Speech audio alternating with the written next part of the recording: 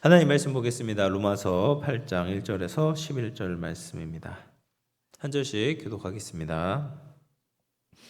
그러므로 이제 그리스도 예수 안에 있는 자에게는 결코 정죄함이 없나니 이는 그리스도 예수 안에 있는 생명의 성령의 법이 죄와 사망의 법에서 너를 해방하였습니다. 율법이 육신으로 말미암아 연약하여 할 수 없는 그것을 하나님은 하시나니 곧 죄로 말미암아 자기 아들을 죄 있는 육신의 모양으로 보내어 육신의 죄를 정하사 육신을 따르지 않고 그 영을 따라 행하는 우리에게 율법의 요구가 이루어지게 하려 하심이니라. 육신을 따르는 자는 육신의 일을 영을 따르는 자는 영의 일을 생각하나니 육신의 생각은 사망이요 영의 생각은 생명과 평안이라. 육신의 생각은 하나님과 원수가 되나니 이는 하나님의 법에 굴복하지 아니할 뿐 아니라 할 수도 없음이라. 육신에 있는 자들은 하나님을 기쁘시게 할 수 없느니라. 만일 너희 속에 하나님의 영이 거하시면 너희가 육신에 있지 아니하고 영에 있나니 누구든지 그리스도의 영이 없으면 그리스도의 사람이 아니라. 또 그리스도께서 너희 안에 계시면 몸은 죄로 말미암아 죽은 것이요 영은 의로 말미암아 살아있는 것이니라. 함께 봅니다. 예수를 죽은 자 가운데서 살리신 이의 영이 너희 안에 거하시면 그리스도 예수를 죽은 자 가운데서 살리신 이가 너희 안에 거하시면 그의 영으로 말미암아 너희 죽을 몸도 살리시리라. 아멘. 로마서 8장은 우리가 잘 아는 것처럼 로마서 안에서도 가장 이제 정수와 같은 장이다라고 말할 수가 있습니다. 이 8장 1절을 보면 그러므로 이제 그리스도 예수 안에 있는 자에게는 결코 정죄함이 없다라고 이야기를 합니다. 이 그러므로 라는 배경은 앞에서 다룬 것처럼 7장의 내용을 받는다라고 볼 수 있을 겁니다. 성도는 죄에 대해서 갈등이 생길 때가 있다라고 지난주에 말씀을 드렸죠. 한편으로는 주님을 따르고 싶은 마음이 있고 또 다른 한편으로는 죄를 지으면서 즐기고 싶은 욕구가 올라올 때가 있는 겁니다. 그런데 때로는 이 하나님을 향한 그 거룩한 그 성향과 그 마음에 우리가 순종하면 좋겠지만 때로는 우리의 그 죄성에 넘어질 때가 있는 거죠. 그럴 때 너무나도 마음이 참담하고 힘들 때가 있다. 그래서 오라 나는 공고한 사람이로다 라는 탄식을 할 때가 있다라고 말씀을 드렸습니다. 그런데 그렇게 탄식하는 것조차도 하나님의 은혜다. 왜 이런 갈등이 있겠습니까? 왜 이런 탄식이 나오겠습니까? 우리가 영적으로 살아있기 때문에 그런 탄식이 나오는 거죠. 죽어있는 사람은요, 송곳으로 찔려도 소리를 지르지 않습니다. 아파하지도 않아요. 그래서 불신자들은 기도하지 않고 선을 행하지 않아도 고민도 안 하고 갈등도 없는 겁니다. 왜냐하면 그 안에 선을 행하고자 하는 성령의 역사가 없기 때문입니다. 근데 이 성도들은 죄를 지을 때 그런 마음의 갈등과 탄식이 나오게 된다는 거죠. 그럴 때 우리가 어떻게 해야 됩니까? 무엇을 생각해야 됩니까? 예수님을 믿어도 다 똑같나 보다, 아무 소용 없나 보다, 이렇게 생각해서는 안 되는 거죠. 우리에게는 구원에 있어서 흔들리지 않는 기초가 있는 겁니다. 바로 그리스도 예수 안에 있는 자에게는 결코 정죄함이 없다라는 거죠. 정죄함이 없다라는 것은 징계나 책망이 없다라는 말이 아닙니다. 그리스도인에게도 하나님께서 징계를 내리실 때가 있어요. 죄를 저지르면 죄에 대한 대가를 치르게 하실 때가 있습니다. 그에 따른 부정적인 결과를 마주해야 될 때가 분명히 와요. 근데 여기에서 말하는 정죄함이란 결정적인 형벌에 처하는 심판과 저주를 말합니다. 말하자면 하나님의 사랑에서 완전히 끊어지는 것, 영원한 지옥 형벌에 처하는 것을 의미하는 거예요. 그래서 그리스도 예수 안에 있는 자에게는 이런 영원한 지옥 형벌이 임하지 않는다. 하나님의 사랑에서 끊어질 수 없다라고 말씀하고 있습니다. 이것이 우리에게는 힘이 되는 거죠. 우리가 넘어져도 다시 일어날 수 있는 근거가 되는 겁니다. 종종 쓰러지고 넘어져도 그리스도 안에 있으면 우리는 이미 사망에서 생명으로 옮겨졌습니다. 사랑하는 아버지에게 회초리를 맞더라도 아버지가 호적에서 우리를 파내지는 않으시는 거죠. 항상 우리가 하나님의 사랑받는 자녀라는 사실은 변하지가 않습니다. 이것이 복음이고 우리가 어떠한 상황에 있더라도 우리가 안정감을 취할 수 있는 이유가 되는 것이죠. 그래서 2절 말씀을 보시면 2절 같이 한번 읽어보겠습니다. 시작. 이는 그리스도 예수 안에 있는 생명의 성령의 법이 죄와 사망의 법에서 너를 해방하였음이라. 그래서 2절 말씀은 1절에 대한 이유입니다. 이는이라는 것은 이제 왜냐하면 이라는 뜻이거든요. 왜 우리가 정죄함이 없냐? 왜냐하면 그리스도 예수 안에 있는 생명의 성령의 법이 죄와 사망의 법에서 너를 해방하였기 때문이다 라고 말하는 거죠. 그래서 그 이유가 무엇입니까? 결정적인 이유, 우리가 정죄함을 받지 않는 이유는 뭐냐? 성령이 계시기 때문이다 라는 거예요. 그래서 로마서 8장에서는 성령에 대해서 계속해서 성령장이라고도 이야기를 하잖아요. 성령, 하나님의 영, 그리스도의 영, 그리스도를 살리신 이 영, 이런 식으로 성령을 계속해서 반복해서 강조하고 있습니다. 우리에게 성령이 계시다. 그렇기 때문에 우리는 정죄함을 받지 않는다라는 거죠. 여기서 이제 생명의 성령의 법에서 이 법은 세력과 권세를 의미합니다. 그래서 우리에게 생명을 주시는 성령의 권세, 이 성령의 권세가 죄와 사망의 권세에서부터 우리를 해방시켜 주셨다라는 거예요. 그래서 성령님은 그의 능력과 권세로 우리를 건지시고 해방시켜 주셨습니다. 이것은 보이지 않지만 이미 일어난 일입니다. 세력과 권세가 바뀌게 된 것은 엄청난 일이에요. 누가 권세를 잡느냐에 따라서 우리의 인생과 행복이 달라질 수밖에 없는 겁니다. 이제 미국 대선이 4일 후에 치러지게 됩니다. 지금 잘 아시는 것처럼 이제 민주당 후보가 있고 공화당 후보가 있습니다. 각축전을 벌이고 있어요. 근데 우리나라 이제 한국에서 나오는 이제 신문을 봐도 이 미국 대선에 대해서 계속 다룹니다. 이게 나랑 무슨 상관이 있길래, 우리나라랑 무슨 상관이 있길래 미국 대통령을 뽑는 것에 대해서 우리나라가 이렇게 자세하게 다루고 있을까? 왜냐하면 그 세력을 누가 잡느냐에 따라서 우리나라에도 영향을 끼치기 때문에 그런 거죠. 어떤 사람이 대통령이 되느냐에 따라서 우리나라가 지불해야 되는 방위 분담금이 이제 오르게도 되고 멈출 수도 있습니다. 또 한국에 주둔하고 있는 미군들의 이제 규모가 줄어들 수도 있는 거예요. 또 보호무역 정책 때문에 한국 기업이 수출하는데도 영향을 받을 수가 있는 거예요. 그렇게 되면 우리나라의 국민이 누리고 있는 복지와도 연결이 될 수 있는 거죠. 그러니까 멀리 떨어져 있는 미국 대통령의 권세도 우리에게 실제적인 영향을 끼치기 때문에 우리가 관심을 갖고 보고 있는 거거든요. 하물며 이 미국 대통령의 권세도 누가 잡느냐에 따라서 우리의 삶이 그렇게 영향을 받는다면 성령의 권세가 죄와 사망의 권세를 이기신 그 사건은 우리가 얼마나 큰 영향을 끼치겠습니까? 이것은 영적 지각 변동이 일어나게 된 거예요. 우리의 인생의 판도가 바뀌게 된 겁니다. 겉으로는 같아 보일지 모르지만 하나님과 우리의 관계가 완전히 달라질 수 있게 된 거예요. 그래서 생명의 성령의 법이, 그리스도 예수 안에 있는 생명의 성령의 법이 죄와 사망의 법에서 우리를 해방시켜 주심으로 말미암아 우리는 하나님의 자녀가 된 거죠. 죄와 사망의 권세가 힘을 잃어버리게 된 겁니다. 그러면 성령님께서 어떻게 우리를 죄와 사망의 법에서 해방시키셨는가? 계속 이거 끊임없이 이렇게 이야기를 합니다. 그래서 3절 말씀을 보시면 왜 어떻게 그렇게 하셨는가? 3절 같이 읽어볼게요. 시작. 육신으로 말미암아 연약하여 할 수 없는 그것을 하나님은 하시나니 그 죄로 말미암아 자기 아들을 죄 있는 육신의 모양으로 보내어 육신의 죄를 정하사. 그래서 율법은 잘 아시는 것처럼 나쁜 것이 아니잖아요. 계속 말씀드렸던 것처럼 율법은 거룩하고 완전하고 의로운 것입니다. 문제는 우리의 연약함 때문에 그 율법의 요구를 지킬 수 없다라는 거죠.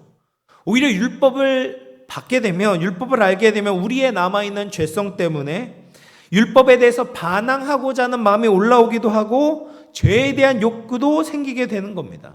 어쨌든 율법은 좋은 것이지만 우리의 연약함 때문에 그 율법의 요구를 이룰 수가 없었다. 그래서 율법을 완벽하게 지켜보려고 했던 바리새인들을 보면 알 수가 있습니다. 법을 열심히 지키려고 했어요. 율법의 조문을 열심히 지키려고 했지만 율법의 정신은 지킬 수가 없었잖아요. 그래서 바리새인들 안에 교만의 죄가 틈타게 되는 거죠. 위선의 죄가 틈타게 되는 겁니다. 겉으로는 멀쩡한데 그 마음에는 하나님의 법을 즐거워하지 않고 따르지 않고 안주해 있는 거예요. 이것이 인간의 한계인 겁니다. 그러므로 율법만으로는 죄와 사망의 세력에서 벗어날 수가 없었어요. 그래서 어떻게 하시냐? 3절에 보면 할 수 없는 그것을 누가 하셨습니까? 하나님은 하셨다. 하나님은 하시나니 라고 말하는 거예요. 하나님께서 직접 행하신 겁니다. 인간이 할 수 없었던 그것을 하나님께서 하시면 되는 겁니다. 이것이 복음인 거죠. 하나님은 하십니다. 내가 해서 안 되는 그 일을, 그 중요한 일을, 내 생명이 걸린 그 일을 하나님께서 대신 해 주셨다라는 거예요. 어떻게 해 주셨습니까? 하나님께서 예수님을 죄 있는 육신의 모양으로 이 땅에 보내주신 거죠.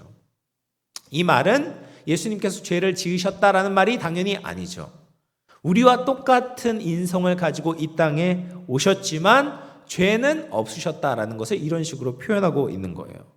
그래서 하나님께서 예수님을 보내시는데 죄 있는 육신의 모양으로 보내셨지만 죄는 없으셨어요. 그런데 그 예수님께 어떻게 했냐? 육신의 죄를 정하셨다라고 이야기를 합니다. 이건 예수님의 육신의 죄를 정죄하셨다, 심판을 내리셨다라는 말이에요. 그래서 예수님께서 우리를 위해서 죄 있는 모양으로 이 땅에 오셨고 죄를 정하셔서 심판을 받으셨습니다. 그럼 왜 예수님께서 그런 죽음을 맞이해야 됐는가? 왜냐하면 4절 말씀 같이 읽어보겠습니다. 4절입니다. 시작. 육신을 따르지 않고 그 영을 따라 행하는 우리에게 율법의 요구가 이루어지게 하려 하심이라. 예수님께서는 우리에게 요구되는 그 율법의 요구가 이루어지도록 하기 위해 십자가에 달려 돌아가셨습니다. 우리의 육신의 연약함의 문제를 예수님께서 십자가에 위해서 십자가상에서 단번에 이루어내신 거죠. 우리의 연약함을 아시고 우리를 대신해서 모든 것을 다 이루신 겁니다. 그래서 여기에서 주목할 것이 있습니다. 우리에 대해서 뭐라고 이야기를 하냐면 육신을 따르지 않고 그 영을 따라 행하는 우리에게라고 이야기를 해요. 이것은 그리스도인이 어떤 존재인가를 밝히고 있는 겁니다. 우리라는 존재는요, 본질적으로는 육신적이기도 하고 죄 있는 모습이지만 그 삶을 전체적으로 볼 때 성도는 육신을 따르지 않고 영을 따라 행하는 자들이다라고 이야기를 합니다. 이것은 그냥 일부 열심히 특심인 사람, 새벽기도 나오는 사람을 말하는 것이 아니에요.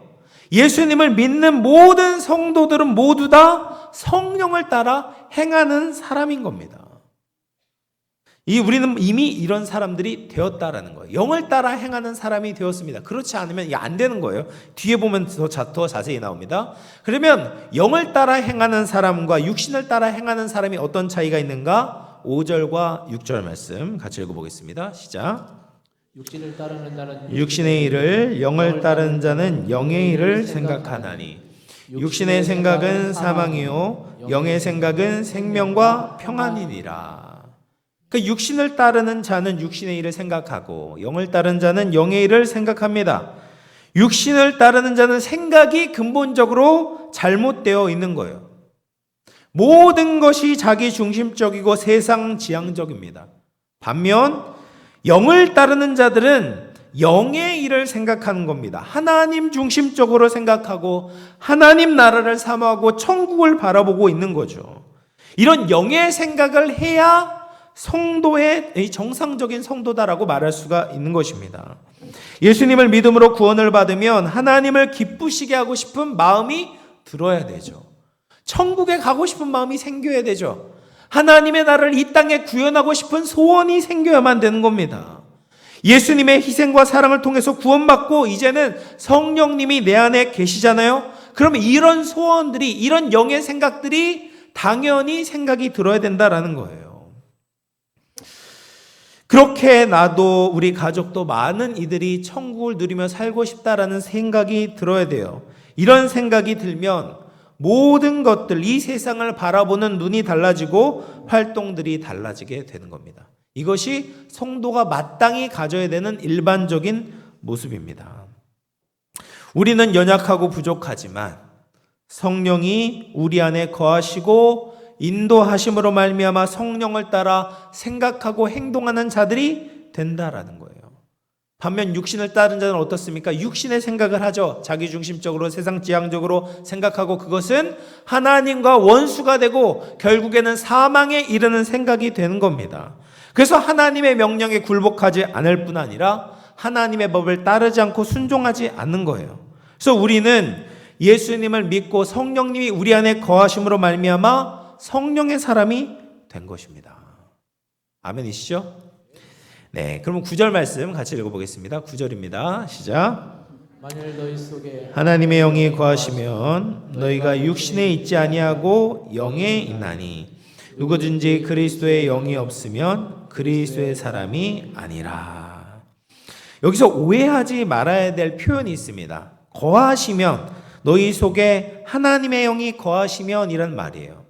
이 말은요, 그럴 수도 있고 안 그럴 수도 있다라는 말이 아닙니다. 이거는 조건에 대한 말이 아니에요. 조건처럼 보이지만 이제 히브리서에서 헬라어에서 조건을 가리킬 때 조건절에서 이런 조건절은 하여튼 이런 조건절은 이미 사실적으로 일어난 조건입니다. 그러니까 성도는요, 하나님의 영이 거하실 수도 있고 안 거하실 수도 있는 것이 아니에요. 이미 거하시고 계세요. 거하시면 어떤 일이 생기느냐를 보여주고 있는 거예요. 거하신 것이 이미 사실인데 그러면 그 결과가 무엇이냐? 너희가 육신에 있지 아니하고 영에 있다. 누구든지 그리스도의 영이 없으면 그 사람은 그리스도의 사람이 아닌 겁니다. 우리는 물론 죄의 유혹을 받기 쉬운 연약한 몸을 가지고 있지만 성령님이 우리 안에 거하시면 죄의 본성의 지배를 받는 것이 아니라 성령의 지배를 받고 있는 거예요. 그래서 성령님께서 우리 안에 거하시고 성령님과 동거하는 삶을 살고 계시는 거예요. 그래서 이 성령님께서 거주하시는 것은 일부 그리스도인에게만 해당되는 것이 아니라 당연히 모든 그리스도인들에게 해당되는 것입니다. 이것을 우리가 알면 성령님께서 우리 안에 거하신다는 확신이 있으면 정죄감에서부터 자유할 뿐 아니라 죄를 이길 수 있다는 확신을 가지고 살게 되는 거죠. 두려워하지 않고 세상에 담대하게 맞서 싸울 수가 있는 겁니다. 우리 안에 하나님이 계시는데, 성령님이 계시는데 우리가 어떻게 망할 수가 있겠습니까? 성령님이 내 안에 계시는데 왜 우리가 죄를 이기지 못하겠습니까? 때로는 실수해도 우리 안에 성령님께서 계시고 우리를 인도해 주시고 도와주고 계신다. 이 믿음을 가지고 있다면 우리는 승리할 수 있는 거죠. 더 예수 그리스도를 따라갈 수 있게 되는 것입니다. 이것이 우리에게 주어진 축복이고 은혜인 거죠. 이제 마지막으로 10절과 11절 말씀을 보면 10절에서는 그렇게 성령이 우리 안에 거하시게 될 때 우리의 상태가 어떠한가, 그리고 11절에서는 미래의 상태는 어떻게 될 것인가를 보여주고 계시는 거예요. 그래서 10절 말씀 같이 한번 읽어볼게요. 시작.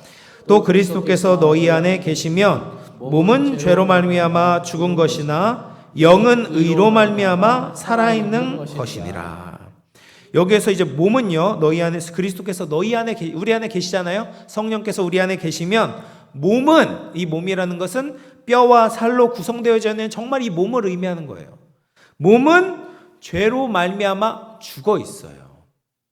안타깝지만 여러분, 우리의 몸은요, 죄의 영향을 받아서 이미 죽어 있습니다. 죽은 상태예요.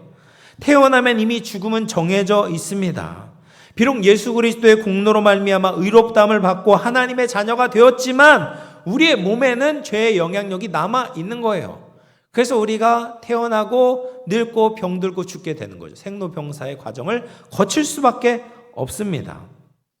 그런데 이런 우리의 몸이 있지만 그러나 우리의 영은 달라지게 되었다라는 겁니다. 영은 의를 인하여 살아있다라는 거예요. 이것은 우리의 인간의 영혼을 의미합니다.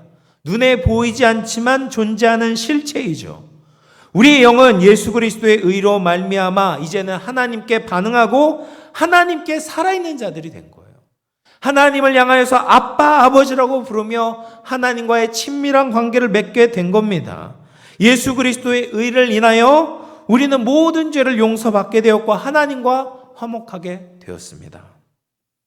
이것이 현재 우리가 예수 그리스도를 말미암아 믿고 성령이 우리 안에 거하실 때 일어나게 된 현상이에요. 그러니까 몸은 죄 때문에 죽고 있지만 그러나 영은 하나님을 향해서 의로 말미암아 살아있는 상태가 되었어요.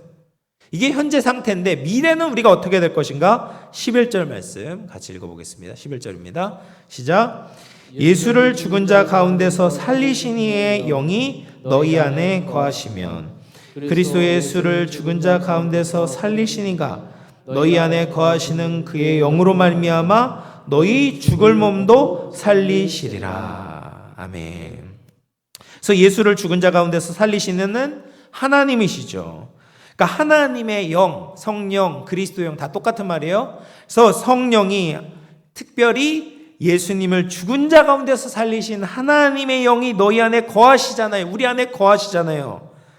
그러면 예수님을 죽은 자 가운데서 살리신 하나님께서 그 영으로 말미암아 우리 죽을 몸도 다시 살리실 것이다. 여기에 몸도 이 몸이죠. 지금 우리가 가지고 있는 몸입니다. 이 몸도 예수님이 다시 오실 그때 다시 살리실 거예요. 이 죽을 몸이 현재는 똑같지만 미래에는 달라지게 되는 겁니다. 우리 안에 거하시는 성령 때문에 이 몸이 썩는 것으로 끝나는 것이 아니에요. 예수님이 다시 오실 그때 부활의 몸, 영광스러운 몸, 예수님과 똑같은 몸을 입고 다시 살게 되는 겁니다. 이것이 우리가 받은 축복이다라는 거죠. 예수님의 말씀 가운데 부자가 천국에 들어가는 것이 얼마나 어려운지 낙타가 약대가 바늘귀로 들어가는 것보다 어렵다라는 말씀을 하신 적이 있습니다. 그 말씀을 듣고 제자들이 근심하며 물어봤습니다. 그러면 누가 천국에 들어가는 것이 가능하겠습니까? 그러자 예수님께서는 제자들에게 대답을 하셨어요. 사람으로서는 할 수 없으되 하나님으로서는 하실 수가 있느니라. 사람이 하면 불가능한 일을 하나님이 하시면 가능해지는 거예요. 내 노력으로는 불가능했던 그 일이 예수 그리스도의 십자가의 능력으로 되면 이루어지는 것입니다. 내 의지로 내 방법으로 불가능했던 그 일이 성령님께서 도와주시면 가능해지는 거예요. 세상에 힘 있는 사람들, 권세 있는 사람들, 능력 있는 사람들이 매달려도 해결되지 않았던 문제들도 하나님께서 도와주시면 해결될 줄로 믿습니다. 이제 말씀을 마무리하겠습니다. 여러분, 우리의 연약함을 보면서 실망하며 힘들어하는 분들 계십니까?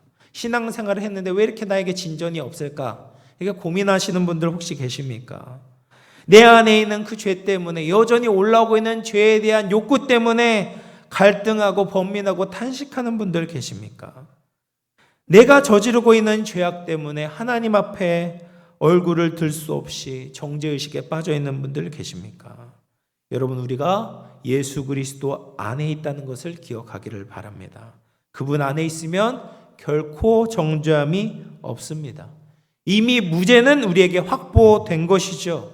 사단의 말에 귀를 기울일 필요가 없습니다. 성령의 음성에 귀를 기울이고 복음에 귀를 기울여야 됩니다. 내가 저지른 잘못을 덮고도 남는 은혜를 하나님께서, 예수님께서, 성령님께서 이미 베푸셨음을 믿으시기를 바랍니다.